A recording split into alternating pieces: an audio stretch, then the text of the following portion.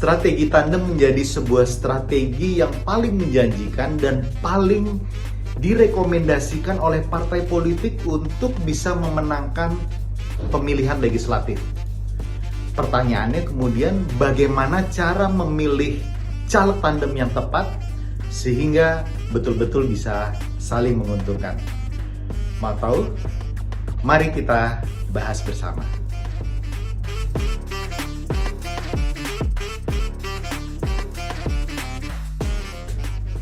Hai Sobat Politician Academy, bertemu lagi dengan Bung Gas Chandra, coach dari Politician Academy.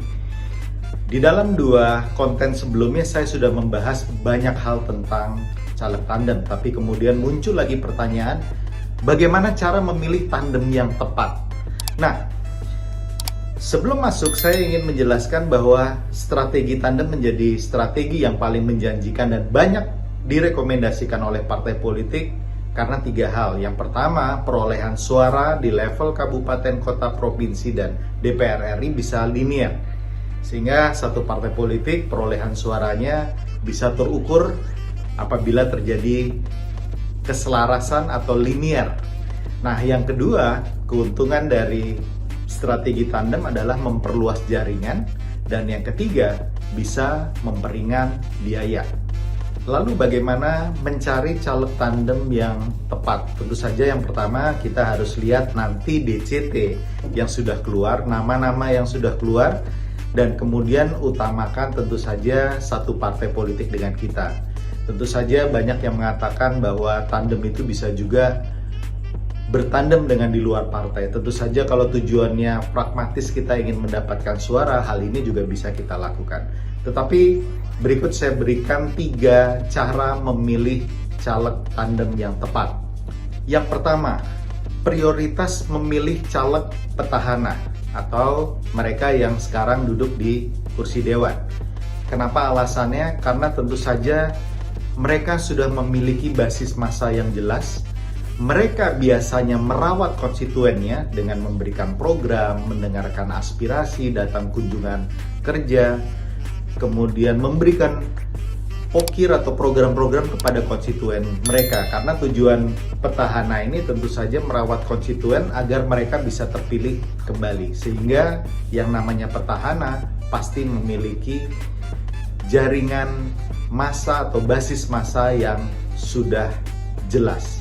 Yang kedua, bila Anda sudah kehabisan nama, artinya caleg petahana sudah bertandem dengan yang lainnya, Anda bisa juga bertandem dengan caleg-caleg baru dengan kriteria-kriteria tertentu, di mana sang caleg baru sudah memiliki modal yang cukup.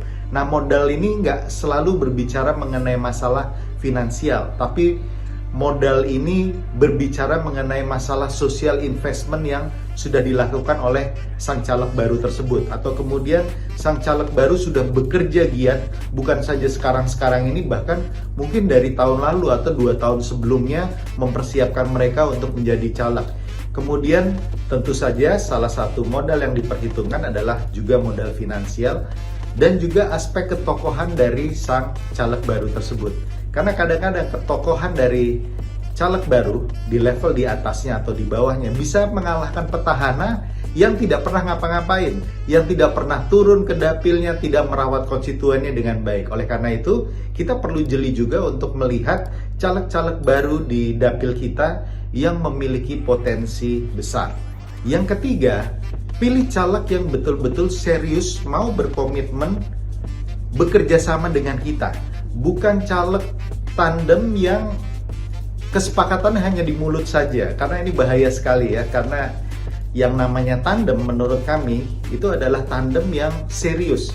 Jangan sampai tandem di mulut cuman bahasa bahwa kami siap bertandem, siap bekerja sama, tapi di ujung tidak jelas hak dan kewajibannya, tidak jelas rewards dan punishmentnya, tidak jelas target suara yang mau dikejar.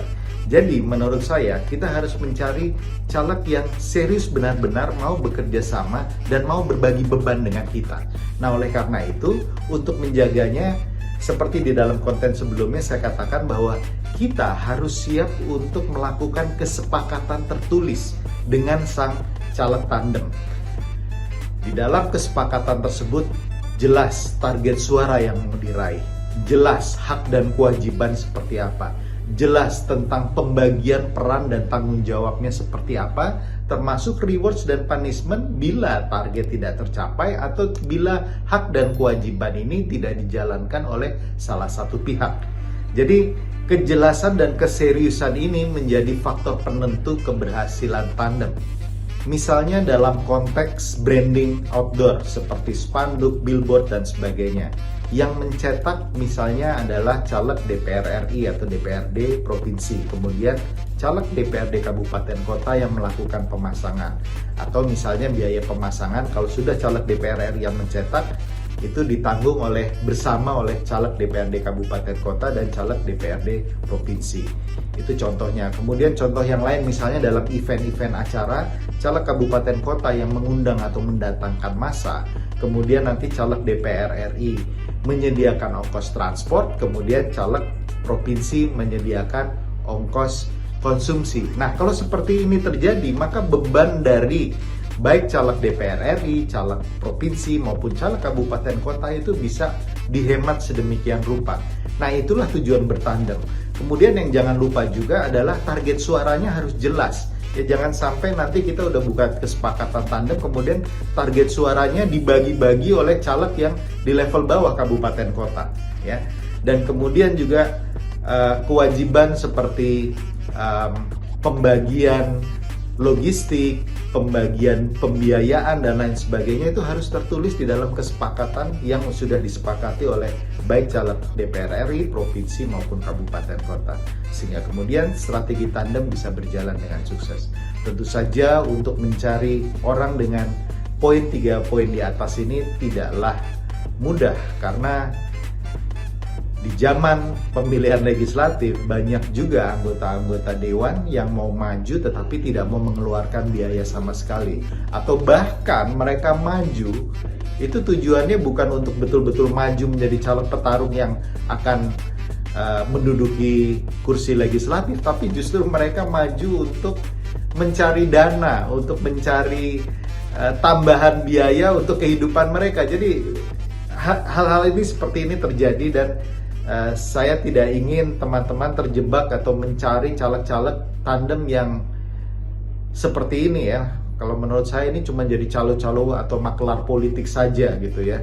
Karena tujuan mereka bukan betul-betul duduk dan menjadi petarung, tapi memanfaatkan event pemilihan legislatif itu untuk keuntungan pribadi. Semoga Anda tidak terjebak di situ, dan semoga rangkaian video saya hari ini atau saat ini adalah yang terakhir saya berbicara mengenai tandem bisa bermanfaat. Bagi Anda yang belum mengikuti konten sebelumnya, silahkan ikuti 2 konten sebelumnya supaya mendapatkan pemahaman yang komprehensif tentang strategi tandem. Semoga bermanfaat. Saya doakan Anda semua bisa terpilih dengan strategi yang cerdas, dengan strategi elegan dan bermartabat, sehingga Anda kemudian menjadi anggota dewan yang berkualitas dan bermartabat juga. Sukses untuk Anda dan salam kebangsaan.